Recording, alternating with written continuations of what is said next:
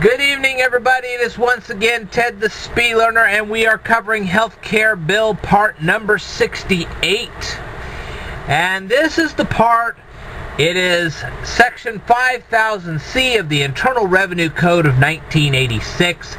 This is the part where they talk about what happens to people if they do not buy health insurance. Okay, this is what's going to happen to you if you don't buy health insurance. This is exactly what they have said. Now, if you know any additional information, I would be thrilled for you to put it up here. I'll leave a comment down below. Just tell me where to go, and I'll look at your information, so on and so forth. But this is the official, what they have said so far. Okay, an applicable individual. Now, what is an applicable individual? They're going to define that for you. Shall for each month beginning after 2013, that probably should read 2014 because they really didn't get this started until 2014, ensure that the individual and any dependent of the individual who is an applicable individual. Now, the individual we're talking about here is the guy who's the working man or working woman, either one. The working man, the working woman, doesn't matter. That's the individual, and any dependent. Now this would be your biological kids, your foster kids, any kids that you've adopted. Doesn't matter. That's an applicable individual. Is covered under minimum essential coverage for such month. That basically means the bronze plan. Now remember, I talked about there was a bronze plan, a silver plan, a gold plan, and a platinum plan. You'll find these on the exchanges. Okay? And this determines how much of your deductible you're going to have to pay. Remember, you have a deductible for every one of these medical bills. So, based on what plan you have, you'll either pay 40% deductible, 20% deductible, 10% deductible, or not any at all. All right.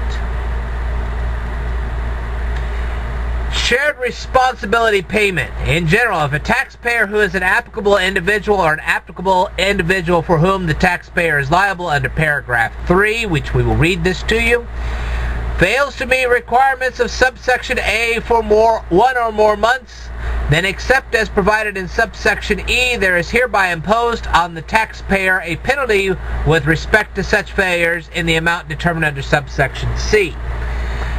Now, for all you people who are very confused at this point,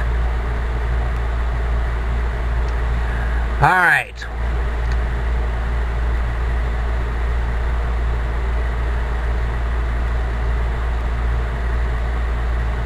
Paragraph 3 says, payment of penalty. If an individual with respect to whom a penalty is imposed by this section for any month is a dependent as defined in Section 152 of another taxpayer for the other taxpayer's taxability year, including such month, such other taxpayer shall be liable for such penalty. So, what that means is, let's say you got a 16-year-old. He's your biological kid. It doesn't matter whether son or daughter, either one. Okay? So you got a 16-year-old. And the 16-year-old doesn't have health insurance. But that 16-year-old is dependent upon you. Then on your tax return, not on that kid's tax return, will the penalty be paid. Okay? So, now, if you guys are still confused, let's just say that we have a guy named Bob. Bob has a daughter named Sally. Sally is, let's say Sally's 18 years old. She's still living in Bob's house because she can't afford to live on her own. Sally has a job. Job is not giving her any health insurance, so she has to get her health insurance from the exchange. Okay? Now, Sally can't afford to get the health insurance from the exchange, so she has to be covered under Bob's insurance. Now, if Bob doesn't cover Sally on his insurance, then Bob will pay a penalty on his tax return, even though Sally's working. Nice, huh? Okay. Files a joint return for the taxable year, including such month, such individual and the spouse of such individual shall be jointly liable for such penalty. Let's say that Bob and Joan are a couple. They have been married, but they are separated. They're not fully divorced yet, but they are separated. So they're still filing their taxes jointly. Well, it just so happens that Sally lives under Bob's house. She's 18. She's the daughter of Bob. She is living under Bob's house. She can't afford the insurance that she needs to have. Her employer's not providing that insurance. She should be covered under Bob's insurance, but Bob isn't covering Sally. So, when the penalty comes down, not only does Bob have to pay half that penalty, but also Joan has to pay half that penalty because they're filing jointly even though they're legally separated. There you go. Alright. Any penalty imposed by this section with respect to any month shall be included with the taxpayer's return under Chapter 1 for the taxable year which includes such month. That means that when you get your refund check back, it's not going to be quite so big. Now we get to the important part. How much is this penalty going to be? Well, here we go. The amount of the penalty imposed by this section on any taxpayer for any taxable year with respect to failures described in subsection B1 shall be equal to the lesser of the following things. There are two paragraphs here. So whichever one of these is less, that's the penalty you'll pay.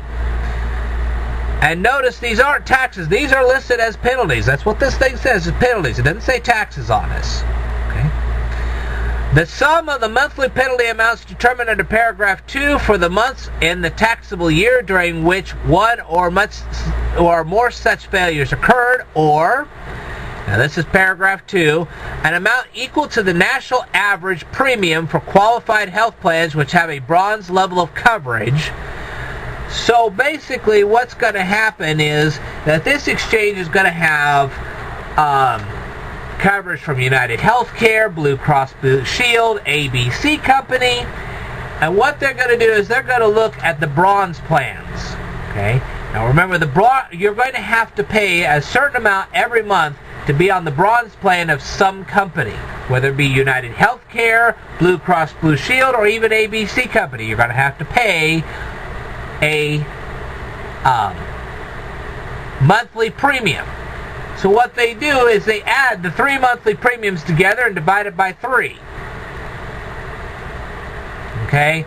So, let's say United Healthcare is charging $300 a month to be on their program. Blue Cross Blue Shield is charging $200 a month. And cheapo A, B, and C companies charging $100 a month. So 3 plus 2 plus 1 is 6. 6 divided by 3 is, of course,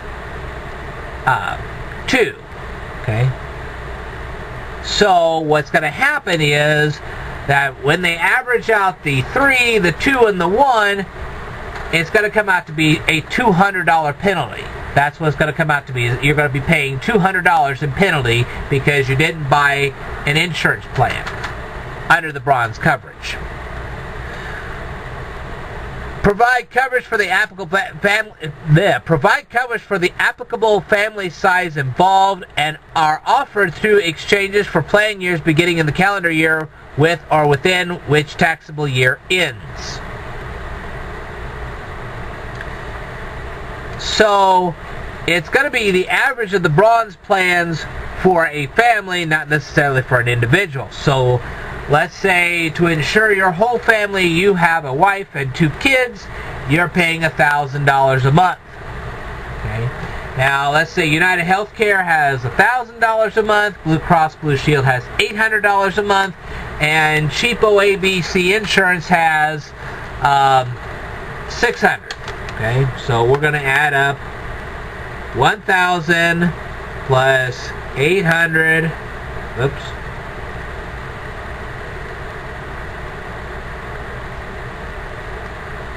So basically, your penalty is going to be $800, okay, because you didn't acquire that insurance for that month.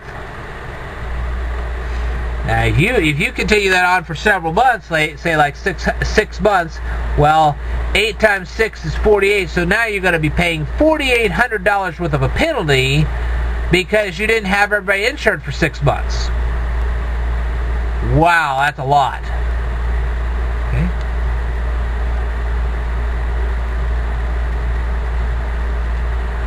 For purposes of paragraph 1A, the monthly penalty amount with respect to any taxpayer for any month during which any failure described in subsection B1 occurred is an amount equal to 1/12 of the greater of the following amounts. Flat dollar amount. An amount equal to the lesser of the sum of the applicable dollar amounts of all individuals with respect to whom such failure occurred during such month, or 300%. Wow, this is a lot. 300% of the applicable dollar amount determined without regard to paragraph 3C for the calendar year with or within which the taxable year ends. Percentage of income, an amount equal to the following percentage of an excess of the taxpayer's household income for the taxable year over the amount of the gross income specified in section 6012A1 with respect to the taxpayer for the taxable year. 1.0% for the taxable years beginning in 2014, 2.0% for the taxable years beginning in 2015, 2.5% for the taxable years beginning after 2015.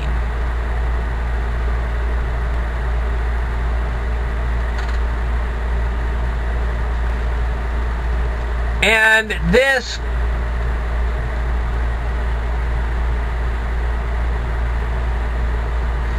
just goes on and on, but anyway, you now know where this thing is at. If you go to section 5000A of the Internal Revenue Code of 1986, you can read this all for yourself. If you guys have any comments about this, if you want to tell me some more information, leave your information down here below. Let me know what kind of penalties you may be facing yourself. If you're facing penalties, you let me know what penalties you're facing and how they were calculated, because I'd really like to know. Leave that stuff down here in the comments below. Anyway, that's what the whole thing says. I will tell you more in a future video. Stay tuned.